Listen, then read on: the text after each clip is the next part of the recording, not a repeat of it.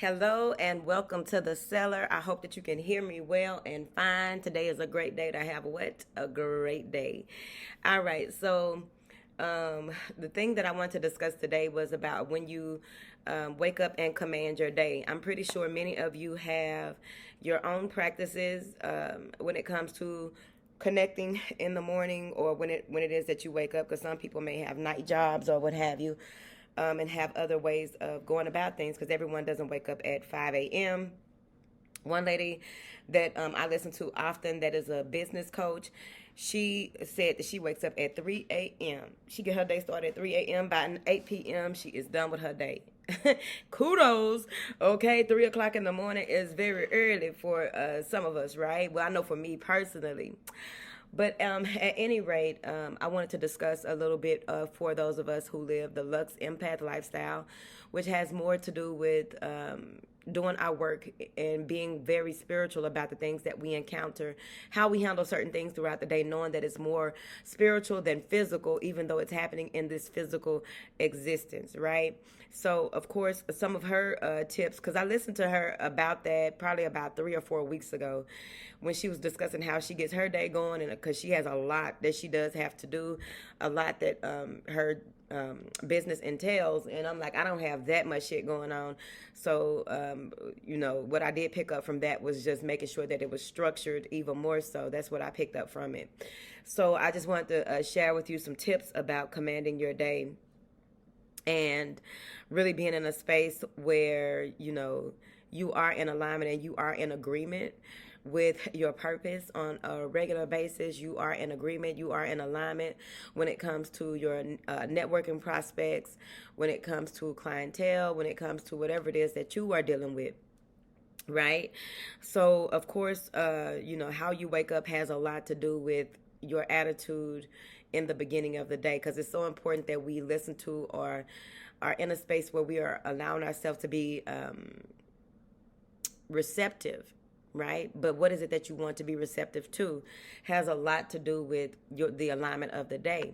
So the one thing that I wanted to point out was that when we wake up, we do still, right before our feet touch the ground, we do our gratitude, right? We are so grateful and so happy to be alive, breathing, being able to use our limbs, and all of those things to process that information throughout our bodies. Because that does help when we get up and drink whatever it is that we drink. For me personally, I like lime water with a little cayenne, possibly sometimes with a little cayenne, but lime water to flush the system early in the morning. So go back to before our feet touch the ground. We're in gratitude. We have a reason to smile. We have a reason to fill our heart with joy. We have a reason to step out on faith and know that everything that we will be doing will be in alignment with our assignment. So then when we get up, stretch, reach for the heavens on the tippy toes, hands up, reaching for the sun, the brightness, the joy, the warmth, the growth aspect of the sun, right? And also just being in that space of really absorbing the beauty and the nutrients that come to us when we do stretch and allow ourselves to release any type of tension, any type of clogged energies, any type of anything that would have it where we wouldn't be able to stretch throughout the day, which means that we will be open to going further, doing more, being in a space where, we are stretching our minds when we come across certain people and situations, so that we can stay in alignment, but also be more expansive with our connection to the oneness of it all that has to do with the Alaya consciousness. Cool. So we stretch. And then we can go into setting our intent for meditation by praying first, and then setting your intent, whatever questions or whatever your intentions are to go into meditation, just to sit and just be open and allowing yourself to connect to the one and be open to the wonder and awe of all that is, and await any type of instructions that may come through that you may not have asked consciously, but your subconscious holds on to so much information. So we want to set our intent for our meditation, but we want to pray first, go into what it is that we are discussing, because prayer is a discussion. That's how I look at it. However you look at it, that's your business. But having that discussion, that open dialogue, and then awaiting the answers, if any at all, from divine instruction, with setting our intent for prior to meditation. And moving into the writing aspect of it will be very important as well. How does our day look to us? What are we accomplishing today? I believe that a lot of people may script, so you can say that that is scripting as well, I believe. But really writing out what this day will be, what will it be full of, and this also with you externalizing by journaling, with you externalizing what it is that you want to happen, want to see happen, who you are in this day, because the world is a stage. So how will you be directing this stage play? How will you be producing this stage play? Because you are behind the camera, you are the scripter, you are the writer of the show, right? And how will things work out within this day? So it's very important to get that across the board as well. So once you do your writing, your scripting, or what have you, your journaling, whatever you want to call it, once you do your journaling for the day, writing for the day, scripting for the day, you want to go into creating affirmations based on what it is that you scripted. Now, you may already have, I just saw a white light pass me. You may already have affirmations, your go-to affirmations that connect to your writing, that connect to the information that you receive, your purpose, or what have you, the way that you are in alignment. So you may already have your affirmations, but if so need be, you can create new affirmations from what it is that you have externalized in your writing. So after you do your affirmations and you write them out and you are ready for the day, you want to make sure that you are smiling, make sure that you are filling your heart with joy, make sure that you are ready to allow your feet to be guided with not only your intent, but the intent of your star player, the intent of your highest calling, your true north, the direction of your journey for the day, because we only have moment by moment. There's no telling what may happen within the next hour, the next 10 minutes, the next 5 minutes, the next minute. We never know, right? So those things are very important. And it's also important to remember certain things throughout the day that have to do with how you started your day. Because whatever it is that you said that it is what it will be, right? So those things are very important. And that's your homework. If you need any of those tips, or if those things trigger you into something else beautiful that you are creating, because we are here to inspire one another. That's what inspiration is all about. Inspiring one another, doing things in a way that is in alignment with your assignment, and also with divine guidance, right? What governs us? What is it that governs you is very important to remember as well, okay? So I don't know if I took a couple of breaths or not in discussing that, but I probably did. But I don't know. All right. Ooh, the card that popped out, Damselfie, brings direction. A number 6. That is balance, baby. That is balance if I ever saw it for myself.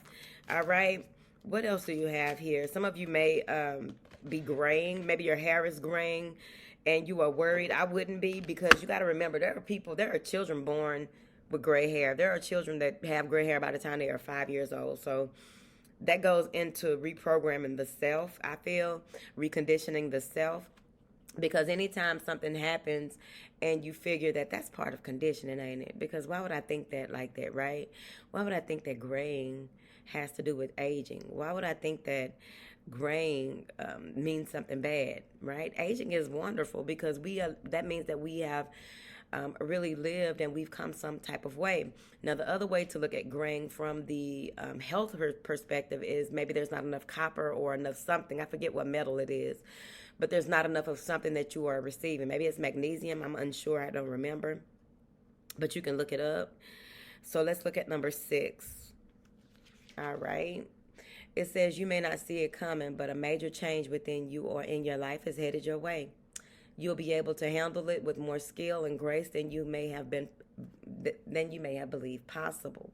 Do what it takes to keep yourself feeling positive and happy more often than not. And that goes also into what I was talking about, when we set the tone for the day, we set our intentions for the day, It's hard to be led astray. It's hard to be put in disarray. It's hard to be distorted or defragmented within the day because you know what comes into play, which is a change or a shift that you are not in agreement with. Now, if you're in agreement with that, then you will allow for it to change you. Sometimes you will be all class. At other times, you'll wolf down your lunch like it's the last meal you'll ever eat. Those rare people, oh, that's the wrong side. Which card is that? The gelato goddess. I was reading the back page. All right, front page news, spiritual guidance. Damselfly knows how to rise from emotional confusion into clear vision. She is a master of changing direction, even radically, with certainty. She is not afraid of change. She goes through dramatic transformations in her own life, and her spirit medicine helps your soul to embrace a new reality of change too. You are outgrowing, I was about to say overgrowing. You are outgrowing the old ways, and you are in preparation for a new and very different way of living. This is not always comfortable. It can feel a little unfamiliar at first, but it's a wonderful sign that your soul is growing. Damselfly, Damselfly,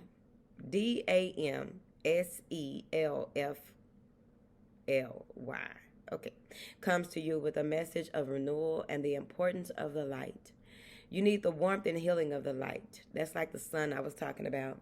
You need the warmth and the healing of the light. Fill yourself up with beauty and brightness. Put yourself in positive places and with positive people. Take time to generate light within you through these things that feel healing for you. That can be the time with animals or in nature, art, relaxation, music, dance, or meditation.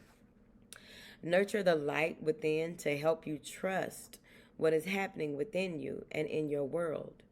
You are growing a new and stunning you. And the ritual is place both of your hands on your heart and say aloud, I open my heart to the guiding light of unconditional love. Repeat it till you feel it, okay?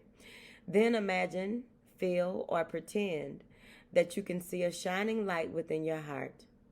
It may begin as a soft, tiny speck of light. Allow it to grow until beautiful rays of light shine out from your heart. Allow this guiding heart light to become as big and bright as you wish. Notice the many colors of this light as it moves freely, growing stronger now as you relax and breathe. Allow the light to wrap itself around you in a bubble of cleansing protection and blessings that all is well. I like it. So let's clarify. What is this damselfly with this brings direction? Communion. That's about getting out in nature as well as seeing things for what they are. It's the eagle. All right. Be renewed like the eagle. All right. Have the vision of an eagle. And also be in communion with the animal kingdom as well as whatever it is that you connect to. All right. What is this beautiful damselfly saying to these beautiful people here today? Rebirth. That goes right with it, doesn't it? Spring equinox. Whatever it is you did in spring is about to come up. Things are about to be brought to light. But I also feel as though this is a huge time for growth. Even though we are in winter, the season that we are in is winter.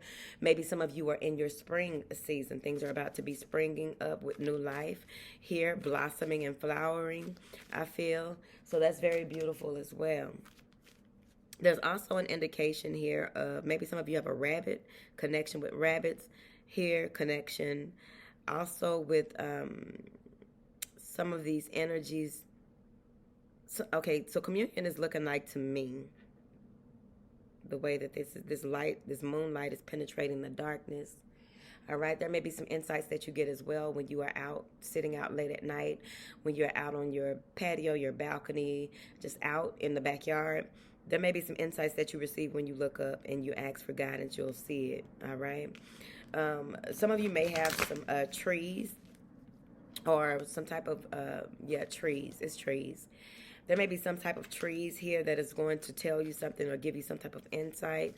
Don't be surprised if you see an owl. I know that sometimes owls can be not a good omen, okay? But I feel as though there's some type of insight connected with this, some wisdom connected with this owl that you will see when you have something that may be perplexing, something that may seem complex in your daily life. Release. Autumn equinox is the release season, right? So some of you are in a space possibly. This has to do with when you go through this rebirth, or when this, whatever part of your process this is, something being renewed, refreshed, reborn, some type of transformative energy, then you're going to know what it is that needs to be released, what it is that you need to let go, what it is that you need to rid yourself of so that you can continue to grow. That can be with people, places, and situations, whatever this is. I feel as though it's going to be something that you already knew that it was withering. You already knew that it was dying. You already knew that it wasn't being fruitful, right? And that will rear its ugly head, right? Because it may be something that you've been holding on to a long time. It could be an idea. It could be the idea of a person, the idea of a situation, and your connection to it that needs to be released. But something that's coming to the forefront of your awareness. This is like a light shining through the darkness, or a light shining through a cloud with that release card. All right. What if, okay, pop out then. Promise, new moon promise. The intentions that you set on any new moon is a promise that either you made or that was made in accordance with divine law. And it's like whatever it is, it's going to come to the forefront of your awareness as well. Now, this also is giving me remember the promise. All right, so whatever that means to you, remember the promise. Remember the promise that was made. This does have a crescent moon energy in it, but there's something about remembering the promise. And of course, again, we have all these different moon phases that occur throughout the month, right? It's not just the new moon and the full moon. We have the waning, the waxing, the crescent, right? The give us moon, or what have you. So let's see here, because I know I got it written down somewhere in this,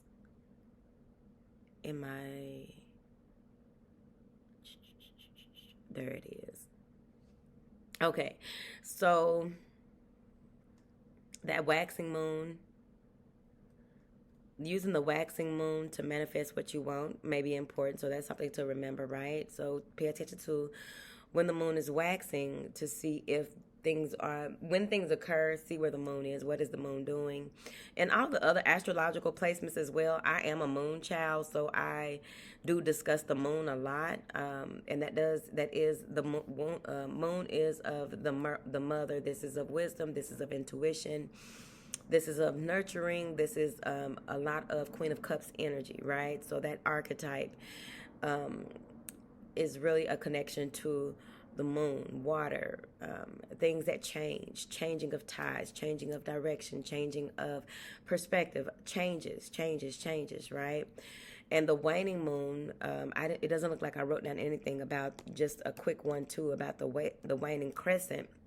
But the waning moon itself, when the moon is shrinking, is an ideal time of the month to let go and cleanse and reevaluate your goals in preparation for what it is that you will be setting your intention for when it's time for you to really put that energy and power and that thought and right thought and right action into what it is that you want to accomplish.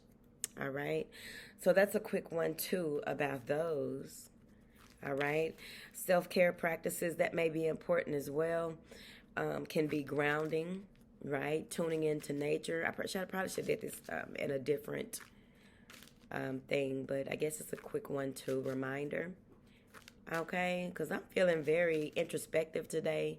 Maybe you can hear it in the way that I've been talking and discussing here today, but I'm feeling very introspective. So I got to look at where the moon is today. All right. Grounding, tuning into nature, which makes sense with this stillness card that I just pulled while I was shuffling.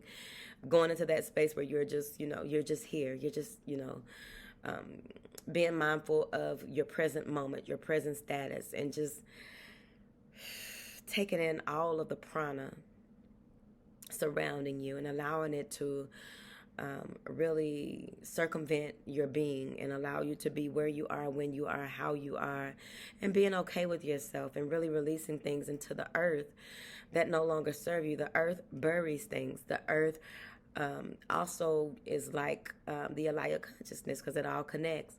And the earth buries things. The earth allows things to be transmuted into something more beautiful. So you can plant things in the earth that you no longer want, no longer need, and it can be, you can use that as an aspect of transmutation to allow it to transmute into something more beautiful. What beautiful thing can come out of that negative thing? What positive thing can be birthed from something negative? It's always there. We just have to ask. We have to sit and really be in a space where we are allowing. Deep breathing is also a good one as well, because shallow breathing doesn't allow for the brain to receive certain amounts of oxygen to process information in both hemispheres of the brain, right? So, that is a part of your self-care practices as well, which doesn't have to be something separate from your everyday doings. Deep breathing has a lot to do with our moment by moment aspects of life, because what we take in, we are filtering, and what we release are the particles and the things that we do not need to embrace nor embody. When we exhale, right, we are releasing, those things that no longer serve us, those things that are no longer a part of our daily plays, our thought processes, our energetic, our allowance. I was about to say energetic allowance, but our allowing energetic interference in any type of way. That deep breathing really helps for us to remain centered, balanced, and focused throughout the day. What we eat, how we eat it, okay? That's why it's good to be in a good mood when you are eating certain things. I don't care what it is, peanuts, shit, I don't care. But being in a good mood when you eat and really enjoying it and allowing it to be processed in a way that nothing sticks. So that's why it's not good for us to eat when we are in a bad mood, drink when we are in a bad mood, have negative thoughts or any type of energetic interference. It's not good for us to eat certain things because it won't be processed the way that we would like it to. So you tell the food what to do when you are eating it, when it goes in, because we have all of these sensors in our mouth, right? Our tongue, right? Our esophagus. It's a whole machine. So we have all these sensors, and we have to tell it, process the information of what it is that we want it to do, and allow it to run through our digestive system in a way that nothing is sticking, or we're not holding on to it with the best of our intentions. We're not holding on to things that we no longer need. That's where you learn about emotional eating, emotional drinking, emotional smoking, whatever that is, right? What you give thought to creates the manifestation into our realities, right? So we want to be very careful with that. Cleaning our physical space is another form of self-care. That's why it's also good to rearrange things. I did talk about this in the sexual imbalances course, rearranging things and having to put ourselves in a space where we remember where something is after we rearrange the space helps us to not get stuck in a sort of extreme organization, right?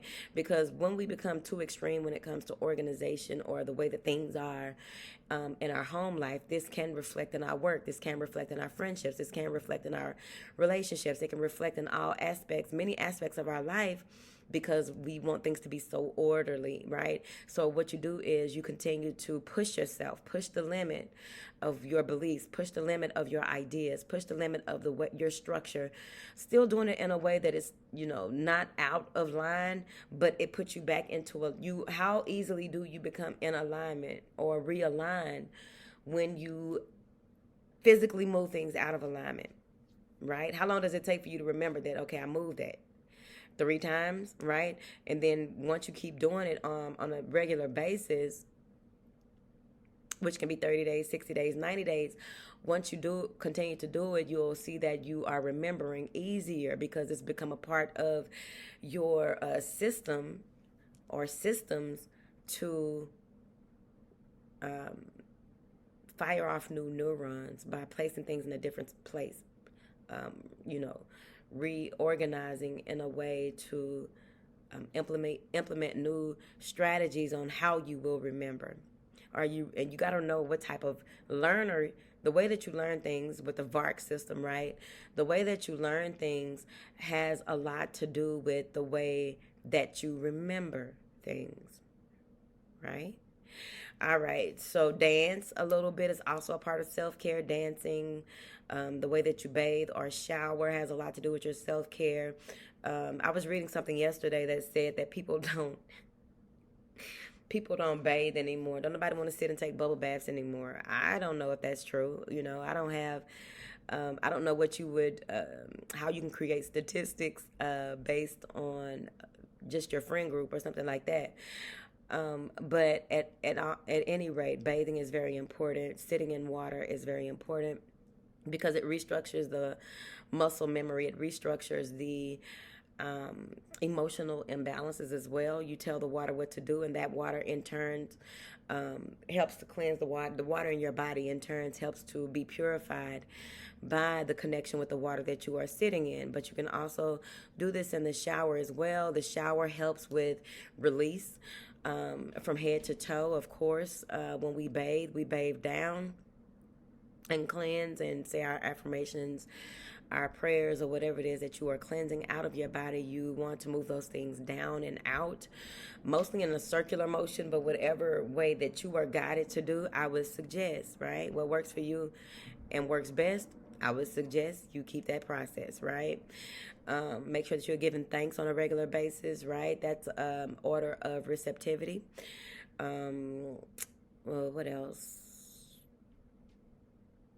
Writing letters and burning them is also a part of self-care. You're burning it off and allowing the spirit world to help it to manifest into whatever it is. They can take it and transmute it. Whatever it is that you ask for it to be done when you burn that letter is very important. Eventually, I will go into some of the practices about burning things and the do's and don't do's, but I'm unsure of, that's more of an emerging intuitive conversation, so I'm unsure of what people we have here in the cellar. What else? Taking time out to really relax, right? Paying attention to your body, paying attention to those spaces in your body that may be cramped up or may need your attention. Of course, a massage on a regular basis is important, but that's not an end all be all. Doing things daily that put you in a relaxing space so that you don't allow yourself to be tense or worried, stressed, frustrated, decompartmentalized, right? Unless it's for the good, which goes back to the reorganizing in a way that pushes your limits, right? Because when you realize, right, when you reorganize things, when you realize that where the fuck is it? It's usually right here. And then it's like, oh, calm down, slow down. You moved it. Where did you move it to? Calm down, listen for guidance, because actually you may be led to a space to do something else, and you see what it is that you thought was misplaced because you moved it, right? So that goes into when you process the way that you handle when something isn't where you thought it was, if you even give a fuck. Because sometimes I don't be giving a fuck. So I understand that too, like it was shit. It must not be important right now, right? How important is it? How much time do I have to put into thought of where this is, why it is, and where it is, and all of that? How much time do I have for that? Can I make time? Do I make time, right? These are all a part of our analytical processes, right? Throughout the day, because our brain is constantly saying and doing something. It's like, okay, you need to chill the fuck out, right? You master your mind, not your mind mastering you, which goes into, of course, what I discussed in the anxiety workshop masterclass about allowing the mind to master you, right? Being a master of your surroundings and a master of your being is, part of our process, right? And what we learn is when we go moment by moment, because so many things change all of the time, and what we are a part of is bigger than us, and those people who we allow in close proximity to us connect in some type of way, but how do they connect? And how can they be of a distraction or disruption, or how are they bringing in more love, more joy, more inspiration, more enthusiasm? How are you working with those in close proximity to you has a lot to do with also those things that come in and out of the forefront of our consciousness throughout the day, right? Cool. All right. So I'm going to let y'all go, put these up. I'm gonna let y'all go because I told y'all it's an introspective day, so I be like, oh, today's a loquacious day. Like, what day isn't a loquacious day, Lulu? Like, for real, stop it, okay? What day isn't a fucking loquacious day? Because I always have so much to discuss and talk about that, it just goes with the, what's happening here in the cellar and all other parts of the house, right? So hopefully this was helpful for you. You can drop a comment on Patreon or on YouTube if you found this helpful. If there's something that we've discussed in the past, one of the other assignments here that I've discussed in the past that you want to elaborate on, let me know, because I do have some things in the works for you all. So just let me know, and I'm always all ears, all right? I'm here for your feedback. So I will talk to you all sooner than later. I pray that this coming week, that this has a lot to do with, I pray that this coming week is one of joy. I pray that this week for you is one of prosperity, blessings, as well as love and light, right? But also you have your boundaries set and don't allow anyone to cross those boundaries, right? And pay attention to where you need to enforce. Your boundaries need reinforcement, okay? Like, hold on, you went a little too far, bitch, okay? All right, so I'll talk to y'all later. That is enough of my rant, ramble, and assignment. Bye.